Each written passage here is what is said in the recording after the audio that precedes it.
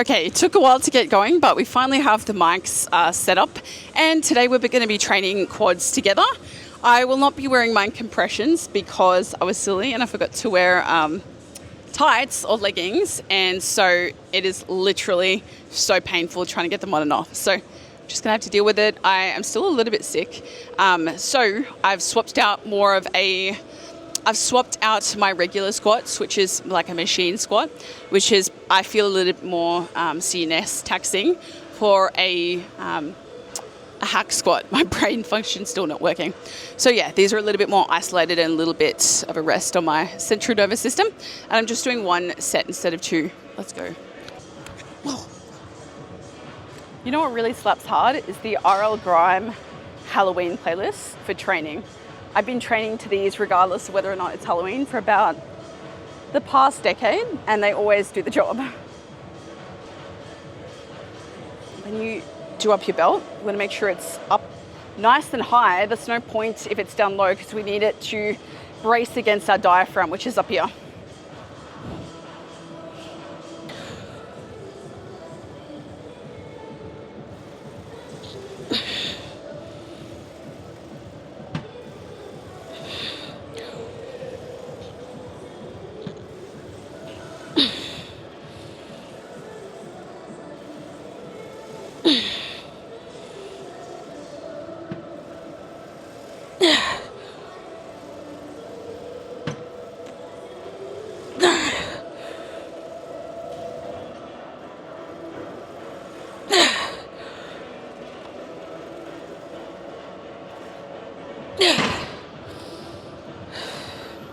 I suggest, if you're sick, to not go quite to failure. I mean, it's like, say what I do, don't do what I do. I find it really hard not to train to failure, but because otherwise, obviously training is inflammation and you could be carrying that out further, but just gauge it by how you feel. So I'm actually getting a new coach soon, which I'm really excited about. Basically, over the past couple of months, I have gotten really complacent with my build phase. I was going really well, like reverse started out of it, and then very successful build for about 6 months. And then I kind of went off and decided to do it on my own. And since then, it's kind of just gone to shit, and I've just pretty much gotten fat. So yeah, that is, in all honesty, what happened. And to be honest, that's why I didn't really feel like posting content. I felt quite fluffy. But I'm really excited I was doing my own programming, which was fine.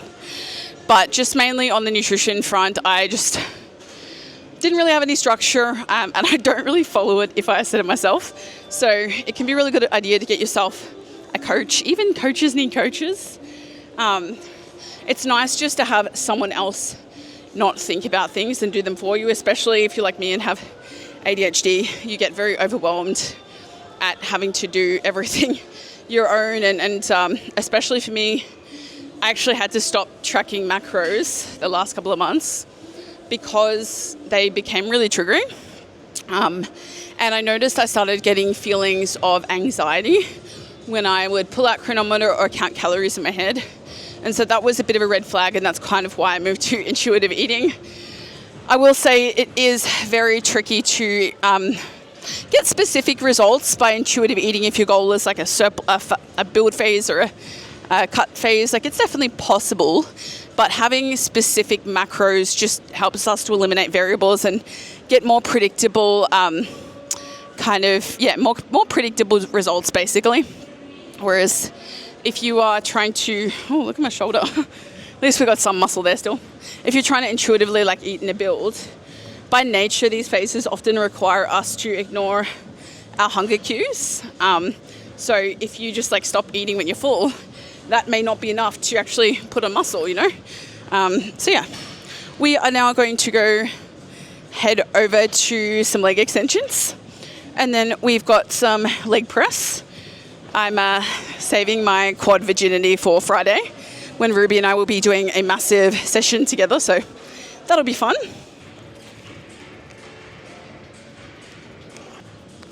So with my own training, I do tend to use the app Coach Catalyst, or the My Coach app.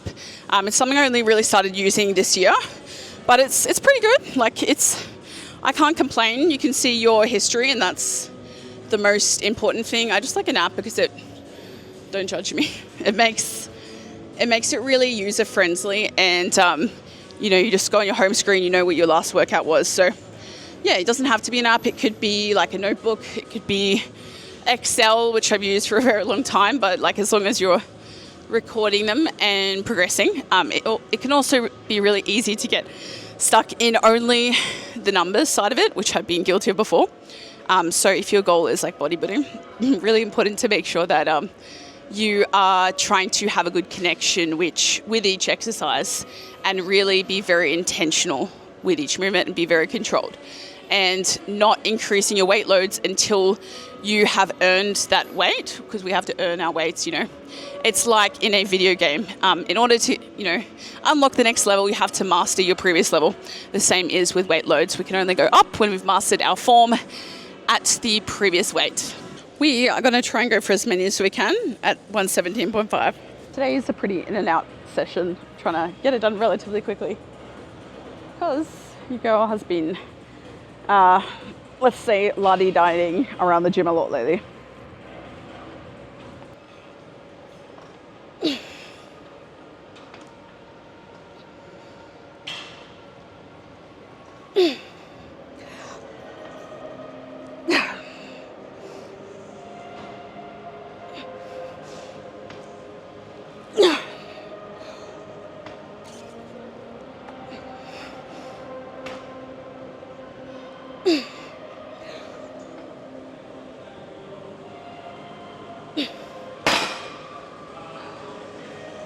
It was pretty good, surprisingly, for, recovering from the flu.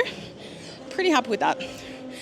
Honestly, going to failure requires you to be so honest with yourself, because you can't escape from yourself if you're shortchanging yourself, and you're only kidding yourself. No one's there watching. Your personal trainer's not there. Your mates aren't there. It's only you against you, and you need to be dead honest with yourself if you're the reason that you're not getting the results you want to. And I've been guilty of that in the past, and recently I was like, why aren't I as big as I want to be? Why don't I look the way I want to be? I train really hard, but my nutrition hasn't been where it should be at all. It's just been really sloppy. And Jacob was like, you expect great results, nutrition's very subpar. And I'm like, you know what, fair enough. So yeah, taking ownership is important. I just did a little segue to nutrition, but with your training, only you will know if you're leaving reps in the tank, and those last reps are the ones that make the biggest difference to your physique. So don't leave any reserve. I don't care what Dr. Mike Israel says. Train to failure. You should be doing that about 95% of the time, but master technique first and then failure. But you can progress in ways that aren't just weight loads. You can progress through your form and repetitions, but that's for another story. I think we dropped down the second set because I got below the start of the rep range for that first one. So if you got below or kind of just the start of the rep range for your first set, and both of them are the same rep range, you'll probably want to drop the weight a little bit, otherwise it might be just 3 to 5 reps for the second set. But it can be good to test that sometimes if you're in a plateau.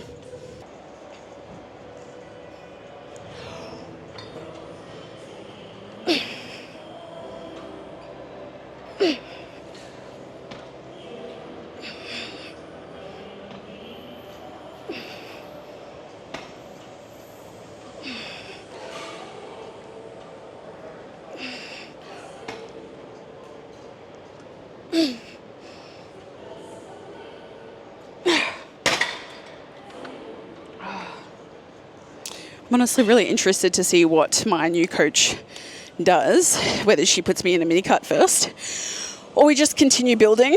It should be interesting. Kind of don't want my performance to drop, but I know I've gotten pretty sloppy over the last couple of months. So yeah, should be interesting. I'm excited / nervous, as it is whenever you're starting with a new coach. So now we've got a leg pressosaurus, and I'm going to be doing that. More of like a toe press, so more quad focused. So feet a little bit lower. One of the things at the moment, total random, but I've been debating whether or not to do some solo travel. And I think when you're in your 20s, I'm in my late 20s now, 26, I've been really debating about, which direction I want my life to pivot, whether or not I want to compete or do solo travel, because it feels like a time frame. And I guess just a little bit of like not knowing what I want and wishing there was someone to decide these things for me, but just got to figure it out yourself, whether it's the hard way or the easy way. But I'll see. So I've just gone ahead and placed a mat on my back to increase the range of motion. So that's a little tip. If your leg press is kind of shit and it just goes there and there's no like range, to get it to be more quad focused, we want as much knee flexion as possible. So you can elevate your back and therefore there's more range of motion. So yeah. Oh, that's so much more range. Just be really careful that your hips don't lift up, because the amount of time I get videos back from my clients and they're like, I'm getting some back pain on the leg press. That's supposed to happen. No, it's not supposed to happen. We do not want our hips lifting up at all. We want to go as low as we can before the hips lift up. You do not want to feel your lower back or see it lift up or anything. I think today we're going to try 5 planks. That might be a little bit ambitious.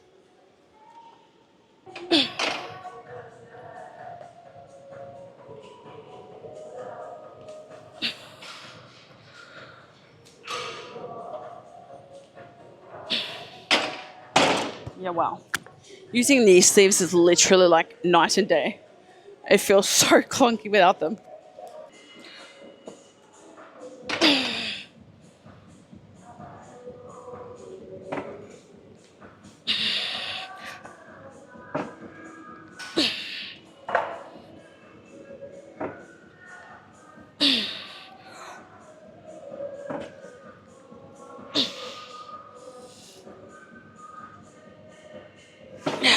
Definitely need to work my ankle mobility a bit. As of lately, I've really been enjoying training barefoot. I know it's not super hygienic, but I feel like I can get a better connection with my muscle groups if I do. Just make sure you're at least wearing socks. I did manage to get 1.5 knee sleeves on. Always wear pants underneath them or use talc powder. I tried to slip them on with some pre-workout, but it didn't really work. We're jumping straight into machine calf press.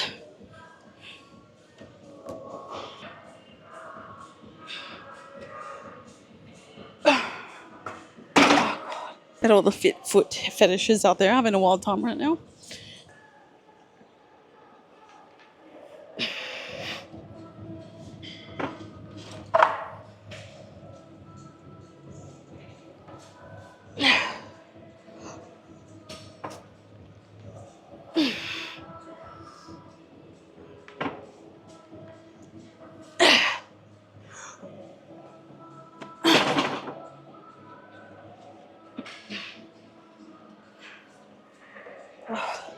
Performance is really down today, but that's kind of expected for if you've been a bit under the weather. Don't expect to hit PBs or like go back to your regular training performance the week after you come back to the gym after being sick. In fact, with my clients, I'll often say like train at like 80% capacity to the week before you got sick, just to allow your nervous system to recover a bit better. But if you feel completely fine, I mean, go for it. But if you're still feeling like a bit unrecovered, I would just take it a little bit easier that week off, and then you can go hard. I get bad claustrophobia if I can't get like belts or garments off. I think I'm going to freak out. I'm going to try and get this thing off, but my calves are too big.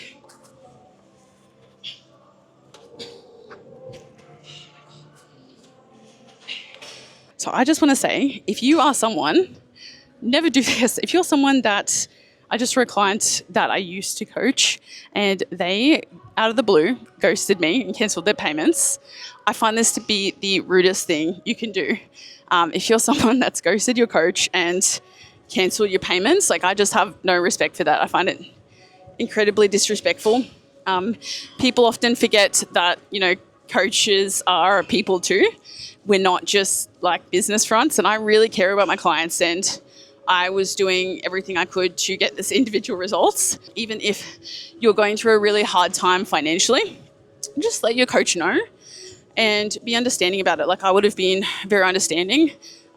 Most coaches have like a 12-week minimum in which you like sign to, but you know, just let them know what's going on, that you're struggling, and to, you know, you want to put things on hold, and most likely they'll be sympathetic.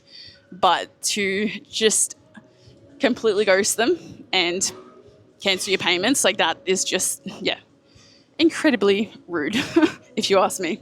So don't do that. So now we're going into a gruesome superset that I've showed you guys last time, but we're going to do it again because I'm going to stick to my plan to get me to my goals, and I'm not going to change things up frequently for YouTube, but I do want to take you through this superset because it is disgusting.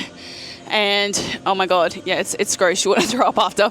So we're going straight from dumbbell walking lunges into bodyweight sissy squats using a Smith or a barbell squat for support. I'll show you what I mean. It is nasty. We're just doing 2 sets of those. It's not too systemically fatiguing, but yeah, just 2 sets. We're going to fuck up our quads and go to failure.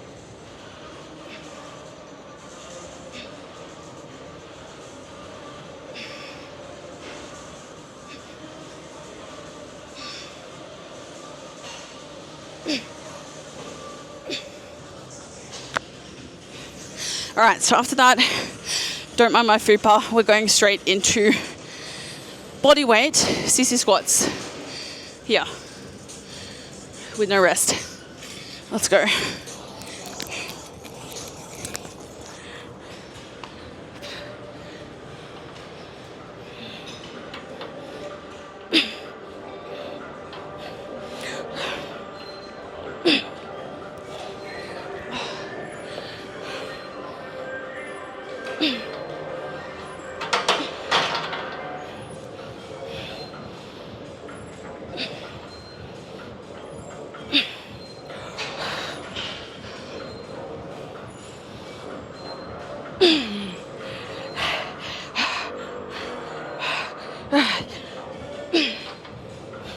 For my, oh my God.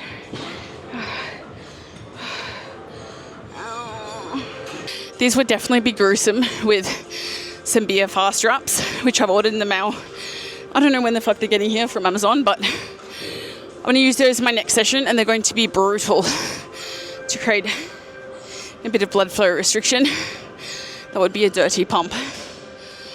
So at the start of the set, I kind of dicked around a little bit, just trying to find my placement. But I'm essentially trying to really keep my core tight.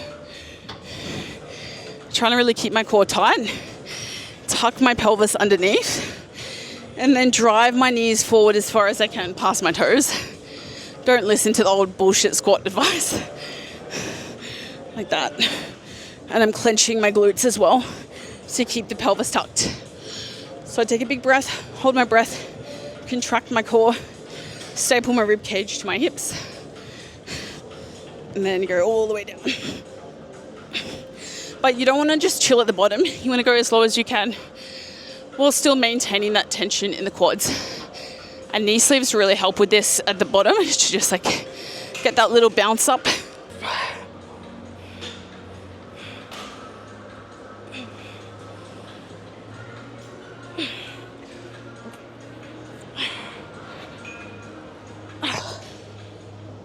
So I finally managed to get off the knee sleeves with sheer grit because my leg was turning purple and going numb, and I was like, how the fuck am I going to drive home? So I literally had no choice but to try and pull them off. So that is 4 legs. I'm going to move into a little bit of upper body work. I hope you enjoyed this workout. Now I was going to keep this a lower body only workout, but I just have to show you my favorite tricep exercise lately. It's an absolute game changer. It's an absolute staple to my routine, and it has been for a long time. It just feels so smooth. Like once you do this, it's a very high effort exercise to set up, but you will be obsessed with it. So getting some cuffs and attaching them to my wrists, and then we're going to lean against a bench facing in towards the cables. So yeah, I do position a bit of upper body at the end of my lower body workouts. Mainly like if I'm training glutes and hams, I'll do back at the end and biceps. And then at the end of a quad workout, I do like a sprinkle of shoulders and tries.